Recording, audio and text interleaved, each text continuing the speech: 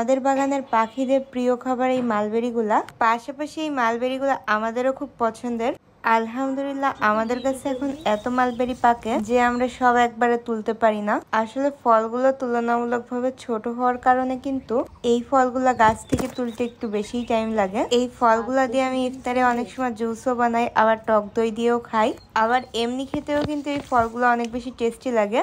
এগুলাকে অনেকেই তুত ফল বলেন। তুত ফল আসলে বাংলা নাম, আর মালবেরিটা হচ্ছে ইংলিশ। কিন্তু অনেকেই বলেন এটা ব্ল্যাকবেরি, আসলে এটা কিন্তু ব্ল্যাকবেরি না, এটাকে তুত ফল অথবা মালবেরি বলা যায়। মালবেরিটা পাকার পর আসলে খয়েরি একটা ডার্ক কালার চলে আসে, অনেকটা ব্ল্যাক কালারের মতো, কিন্তু তাই বলে যে এটা ব্ল্যাকবেরি সেটা না। ব্ল্যাকবেরি গাছটা আপাতত আমার ছাদ বাগানে নেই, ইনশাআল্লাহ এরপরে যদি কখনো সুযোগ হয় আমরা ব্ল্যাকবেরিও লাগাবো। এই মালবেরি গাছ কিন্তু ডাল থেকেও হয়, যদিও আমি একটা অনলাইন পেজ থেকে এর একটা চারা নিয়েছিলাম।